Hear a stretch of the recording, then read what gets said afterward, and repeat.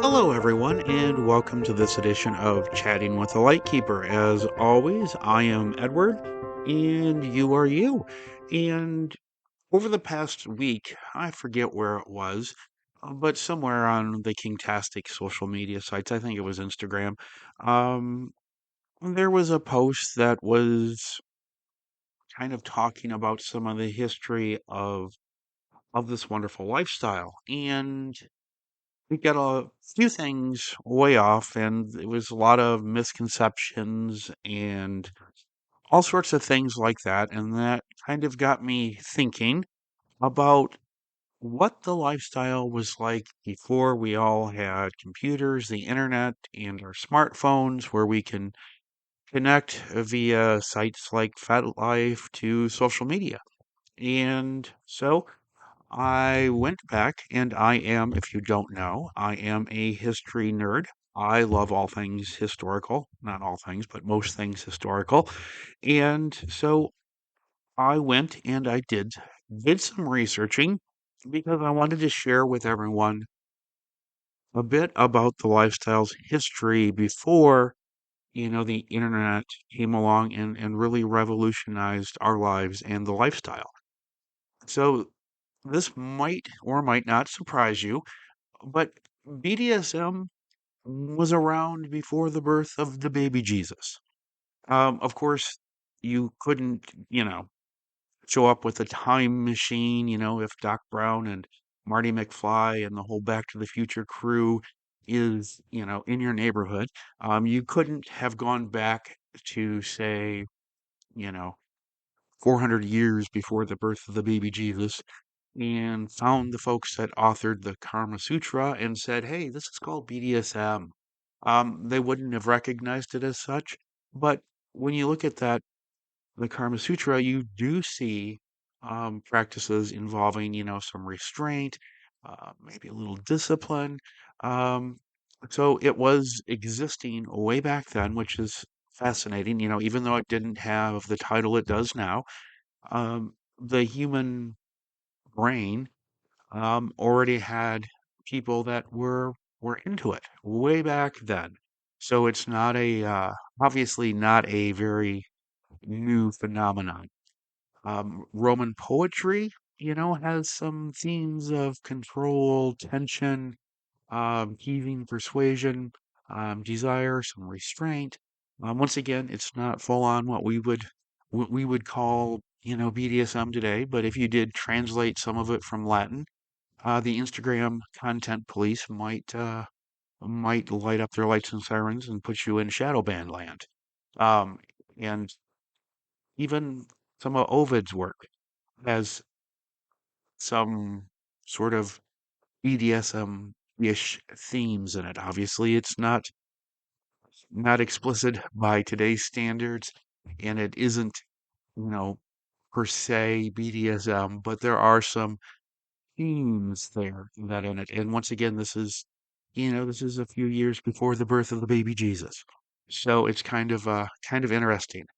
And then if you went to Pompeii, and of course Pompeii was sort of known for all this sin and lust and all these naughty things, if you believe those, I guess, very Christian um, people that will tell you, that the baby Jesus destroyed Pompeii because it was so vile and wicked. But there are some rare things that are found there, some erotic visuals, shall we say, that show figures bound and restrained. Now, obviously, this is not the vast majority of what's been found, but they have found some of that, and obviously, it's probably not something you're going to see if you take a tour. But some of the sculptures and frescoes from Pompeii, some of them did show a little bit of bondage and a little bit of restraint. So once again, the themes are still there, and it's not just in the good old-fashioned, Western historical thing. Um, in Japan, in I don't know like 1603 to 1868. I know it's a big period of time, but it's called, and I apologize if I mispronounce this, the Edo period. And that's where shibari and the rope that we now see a lot of, pictures of, people are into all the detailed rope work. That's where it originated. So yes, it grew out of a form of punishment, but it did grow into something much more intimate, um, with the as it grew out of that form as punishment. But so it's not just sort of the I guess you could say the prelude to BDSM happening in the Western world, but it was happening really wherever humans were being human. Now, next, I kind of want to look at a little bit of some of the literature, some of the writings about the lifestyle that are out there, and we'll start with probably one of the more famous early authors, if we could say that, and it's a gentleman by the name of Marquis de Sade, and he was born in 1740 in France, and a lot of his writings dealt with fantasy, pleasure, pain, and of course, all of this challenged society and moral conventions at the time. He wrote The 120 Days of Sodom in 1785, which, of course, was mortifying and grotesque to the powers that be, as of course they probably read it in their private bedrooms, just as sort of modern pornography is decried and put down and yet still consumed massively by the same people who say it is bad and naughty. But what ended up happening to him is obviously back in 1785, you couldn't, without being judged to be insane, um, right, talk about these things. And from all accounts, he was not necessarily a nice person. In fact, today we would probably um, think very, very unhighly of him, shall we say. But he also attacked the political structure, and that, of course, pissed off Napoleon, and he used his novels, Justin and Juliet, uh, pronouncing them obscene and blasphemous, and used that as a pretense to have him arrested and thrown into prison. Um, and it wasn't so much that Napoleon was really offended or upset by the content. It was just the precursor to throw this person who was critical of him into prison. So very much like modern society still. So that goes back way back when. And so we'll fast forward a little bit, and I want to apologize if I uh, mispronounce this name. But gentleman Leopold von Sacher-Masoch um, published in 1870 Venus in Furs, which explored the erotic appeal of submission, vulnerability, and, the indulgence that comes with it. And why he's important is his last name, the last part, the hyphenated part, is Masoch. Um, and V, masochism. That's where it came from. He's the guy, and Venus and Furs is the publication that we get masochism from. And this would have been in 1870 that this came along. And not too long after Venus and Furs, another individual, Richard von Kraft Ebing, published.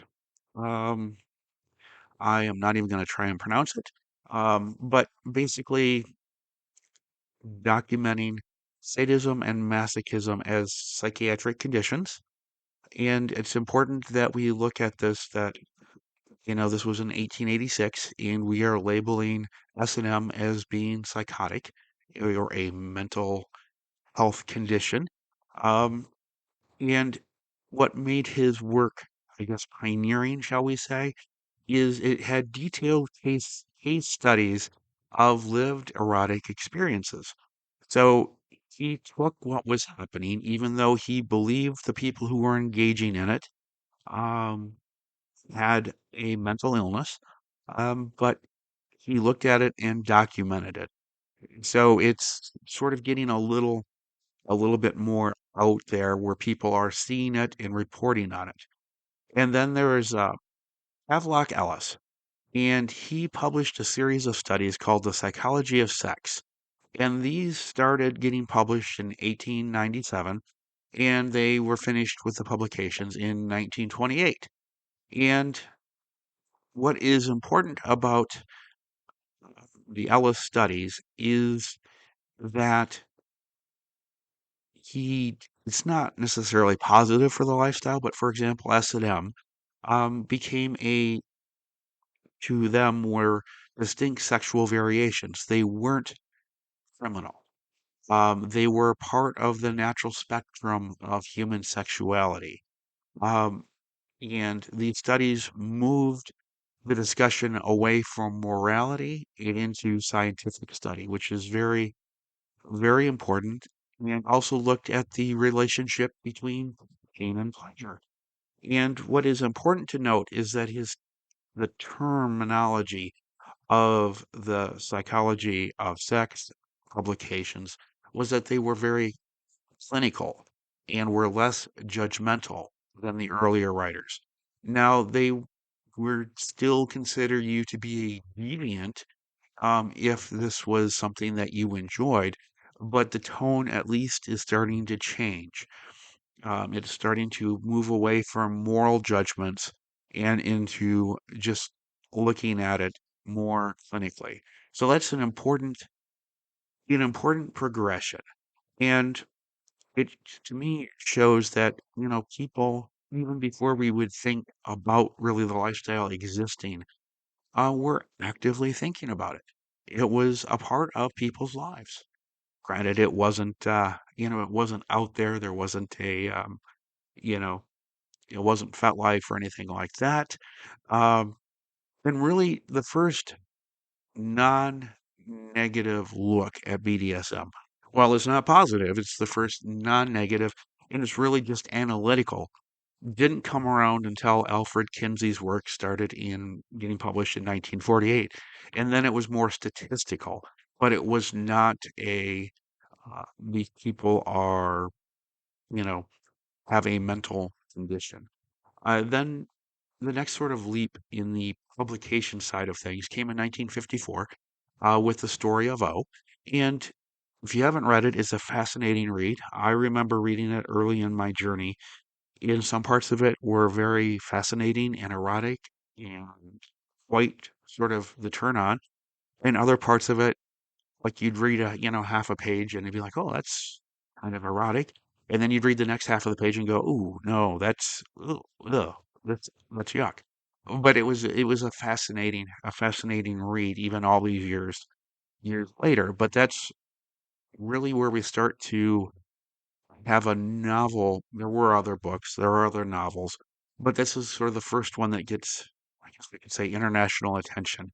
It might have been the 50 Shades before there was 50 Shades. I guess we could maybe say that uh, without trying to lump it as a all the criticisms that are there for 50 Shades. I'm not trying to do that part of it. Um, so obviously, I've, I've established I'm not sitting here presenting this like a research paper. Apologies for falling back on the training of my mind. But what the research has shown is that BDSM existed, even though they didn't necessarily call it that. But these desires, these things that people liked, were out there and were existing and were happening. And so, how did people engage in it back in the day? And I'll start looking around Victorian Europe. Yes, I could have gone back farther, but I admit I take the low-hanging fruit. Victorian Europe was sort of the easiest grasping starting point to work forward from. And this really particular in the 1850s through 1890s, this is when photography really starts to become something. And it's at this time, photography is also art. So people start doing underground publications with photos, along with, erotic images, allowing people to visually explore fantasies and ideas that they have, even though society is strictly forbidding them. It's getting out there and it's getting talked about. And photographers would arrange scenes with ropes and corsets, boots, uniforms, and sort of documenting different scenarios that involve power play elements, or role playing. And remember, photography back then, I mean, the subjects would have to stand super still during it and stand still for many seconds. It was not a quick flick of a shutter and the picture was done. You had to open the shutter, expose it, and wait a particularly length of time and then close the shutter. So any movement at all would blur it. So it was very much something that required a lot of work and effort. Um, and in France, there was Felix Jacques Moulin, and he was an active photographer in the mid 19th century.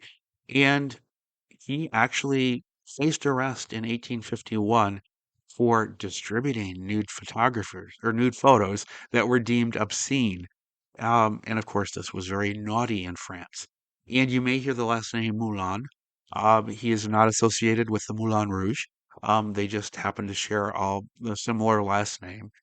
So even, in the early 1850s, if you were taking naughty pictures, you could be in a lot of trouble. Now, meanwhile, across the English Channel, and a few years later, 1870s, 1880s, there was a very hidden, but sort of not booming, but a hidden, but with many people desiring erotic and fetish literature. And there were magazines, is what we would call them today, such as The Pearl, which published from in 1879 to 1880, so just, a little a year, maybe a little bit more, that contain stories of BS and erotic discipline and role play, that were quietly sold sort of under the counter, and you had to nudge, nudge, wink, wink, the person that owned the bookstore or the newspaper seller, magazine seller, to get them. But they were out there and they were in print, and they were very much in demand. And then we get to the point where we sort of have two world wars and a depression that gets in the way of a lot of things happening. And yes, the Roaring Twenties roared, but really BDSM didn't start to come together until after the Second World War. And I apologize if you are listening around the globe. From this point on, it's going to be much more of an American centric history, than what might have happened in Europe or around the world. But after World War II, you had a lot of returning soldiers that had formed close bonds and close connections. And the army is a place where there is discipline, where there is a hierarchy, sort of like where you have dominance and you have submission through rank. It's how it's organized. And there were soldiers returning that were bonded by this, and they enjoyed that discipline, that intensity. And they also enjoyed that tight knit male community. Yes, there were many gay men who served in World War II. And so when they came back, um, they still wanted to share that camaraderie and the experiences and that, the rank, the discipline, and all of that. And it gave rise to leather communities, springing up. And oftentimes, World War II, in sort of, it's sort of roughly stated that, oh, it's all these World War II veterans, and they got leather jackets and motorcycles and started these leather clubs and motorcycle clubs. And that does have a lot to do with it. But after World War II ended, the United States had this huge surplus of leather clothing, leather flight jackets, leather pants that people would wear when they flew in airplanes, because back then pressurization was very new to airplanes. So you had to be able to survive the extreme cold that you would have flying 30, 40,000 feet in these aircraft. So there was a lot of leather clothing, jackets, helmets, all available. And of course, motorcycles, which were produced in mass. And then after the war, the government's like, we don't need all these motorcycles, so we'll just get rid of them. So they were very inexpensive. So they sort of became the foundation of the emerging in America gay culture. They brought together a brotherhood, and motorcycle clubs offered the environment for this, where you could have your masculine identity, and because they're clubs and private, you could have your erotic expressions and do all of those things um, in private without the prying eyes, because obviously this was something that would not be acceptable. And so you had these motorcycle clubs that started, and the first in the United States was called the Sitars, and I apologize if I mispronounced that.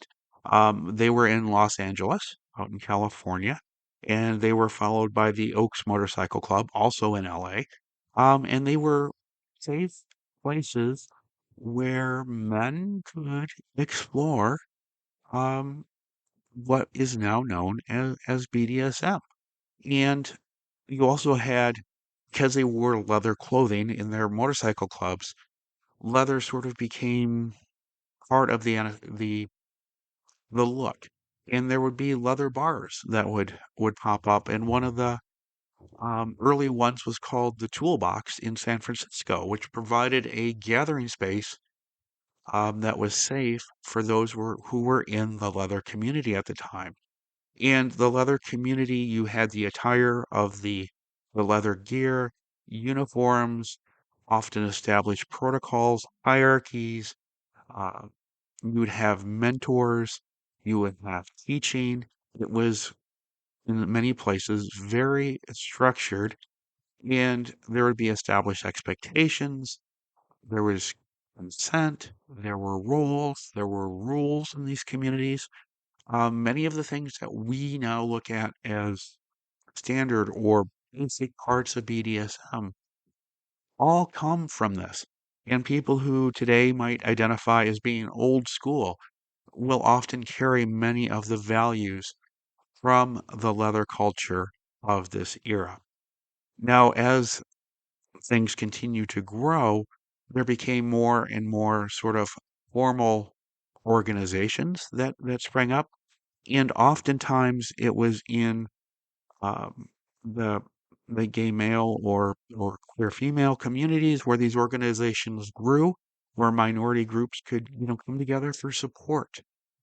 And then we had the sexual revolution happen in the 60s, where it made it much more acceptable to challenge conventional wisdom on anything sexual, even if it's only behind closed doors. So that happens.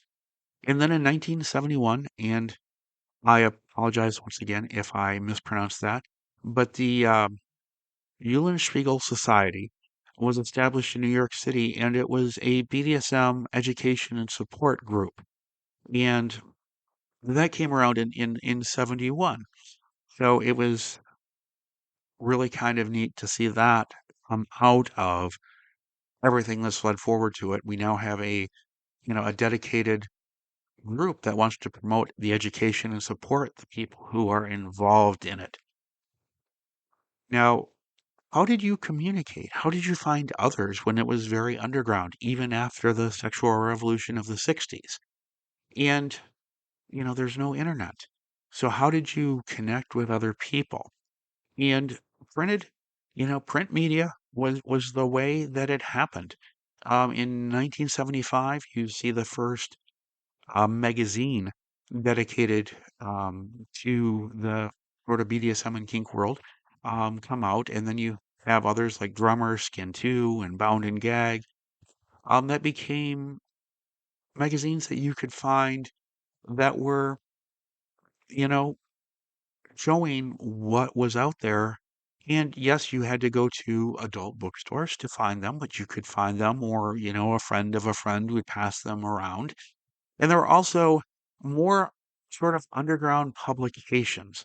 And these weren't necessarily formal magazines, but they might be like a newsletter or a self-published magazine, if you will, where somebody would type up their articles on the lifestyle, and then when everybody went home from work, they went to the copy machine and made copies and then stapled it together and then would distribute it either through, once again, booksellers that sold adult publications, those that were just into selling adult publications, or even would have subscribers that, those magazines got passed around.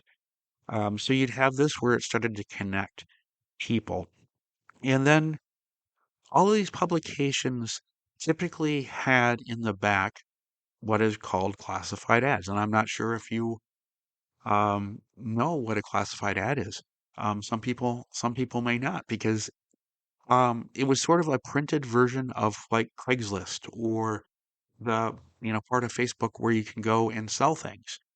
They would just be ads that would be back there where people could advertise to find a partner, to find a mentor, or just other people that were like-minded. Um, and what would happen is you would post this ad in this magazine, and if somebody wanted to respond to your post, which of course is an ad, but a post like we would now, the person would write their reply, put it in an envelope, and then put that envelope in a bigger envelope and send it to the publisher of the magazine, of course, with a fee for processing. The magazine's got to make some money out of this. And then the magazine would then forward your letter to the person who placed the ad so that there would be no direct contact between the people unless the person responding wished to respond to your ad. And once again, it could go back through the magazine as the middleman, or sometimes people would include a address or a post office box where they could respond to. Once again, it was very much done to maintain discretion so that people as a whole would not find out about this. So people had to rely on, classified ads, post as we would look at them now, but in the written form, and the good old-fashioned snail mail, to find partners, exchange experiences, and out of sort of this thing also, this is where you might find an ad that would be very coded to maintain discretion. So you wouldn't, for example, see an ad for a munch, but they might say, if you live in the greater Boston area, there's a gathering of like-minded people scheduled, respond to whatever the code would be for that ad or post to get more information. And that's how munches sort of grew. There was, extreme vetting that happened, but it was through letters that advice and guidance in these primitive magazines, where community started to grow as we sort of now know it. But trust, we talk about trust in the modern world, and trust, and the importance of that. But back then, trust was something that you were really careful with. And the reason why people were really careful with it is because there were repercussions, uh, big repercussions, if somebody, they outed you. Um, so some of the things that happened back then would be like police raids. You would be prosecuted and publicly exposed, even if you weren't, sent to trial or they tried to put you in jail for it.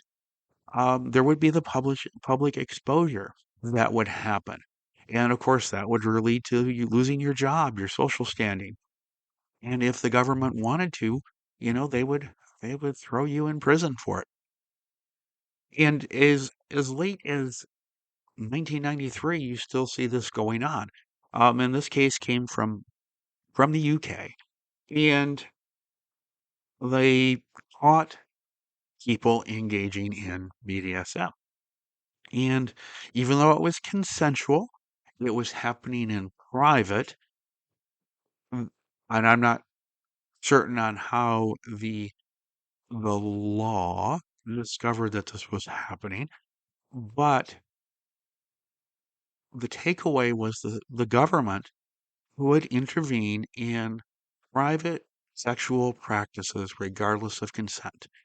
If you look at something, say, as basic as a spanking, a zealous prosecutor could say that that was physical assault. And the way the laws are in pretty much the UK and all of its former Commonwealth or its current Commonwealth and in the United States is that you cannot consent to being assaulted. So this case highlights just how careful we still should be about our lifestyle, even with consent, with it happening in our private homes. You know, if you look at healthcare workers, let's say something goes wrong with your spanking scene and you have to go to the hospital. It very much to a hospital employee, doctor, nurse, that type of thing, could look like domestic abuse, which is in many places, it is where I am, a mandatory report. The doctor and the nurses, they have to report it to law enforcement. So it is still something that bad things can happen. Um, in the United States, there's an author and activist. Now, his main where he was an advocate was in medical marijuana, and Peter McWilliams um, got into some legal trouble because obviously back in the day in the 1990s you couldn't legally buy, smoke, use marijuana.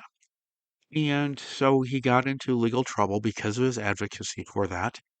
And during those legal troubles, the attorneys involved on the other side discovered he was also into BDSM. So he was sort of given that, yeah, we're going to out you, or you do this for us. And it was very much used to try and leverage him to do that. And even outside of the legal world, I mean, if you were, say, a teacher, or you were even a therapist, or you were, serving your country in the military, people lost their jobs, they lost security clearances, all for engaging in consensual BDSM. And so for most, well, really for all the 20th century, BDSM was sort of looked at as a mental illness, and people face stigma, forced therapy, and all the negative social connotations that would happen with that. In fact, it was just 13 years ago when the DSM, which is the diagnostic book that people in mental health use to diagnose mental conditions, that that sadism and masochism were no longer considered to be a mental illness. So that's kind of amazing. It's been just 13 years removed. So, I mean, if you think about it, 13 years is not a long time ago, but it's fantastic how far we've come. There's an organization here in the States called the National Coalition for Sexual Freedom, and you can Google them. They have a wonderful site, and they even provide a place now on their site where you can go find kink aware professionals. So let's say you're into BDSM and you're dealing with some depression and you want to find a therapist, but you want to have a therapist where you don't have to hide your BDSM or DS or your kink interest from them. They can connect you with those professionals that are kink aware. So it's absolutely fantastic how far we have come. But I hope you've enjoyed the journey from then till now. Well, not necessarily till now, but at least until sort of the internet revolution came along to the lifestyle. Um, so I would love to hear from you. What parts of BDSM history would you like to learn more about? Um, what interests you about the past in the lifestyle? So please drop me a comment, email, or DM. Let me know what parts of this lifestyle's history that you find fascinating and would like to learn more about it. And if you enjoyed this, I have the selfish request. Please tap the like, follow, and subscribe buttons, all depending on where you're watching or listening to this from. And before I wrap up, I know in the last podcast episode, I sort of teased that Sailor and I would be announcing something on this podcast. Unfortunately, life got incredibly hectic for both of us. We're still working on it. We're still in progress. So I'm not going to necessarily promise it for the next podcast episode here in 2 weeks, but I really am hopeful that we will have something fun and exciting to share with you then, and if not then, very soon after. So thank you very much for listening. Please, once again, selfish promo. Please tap the like, follow, and subscribe buttons. Very much would appreciate that. Or if you have a friend that might enjoy this, please go ahead and share it with them. And as always, I look forward to chatting with you again very soon.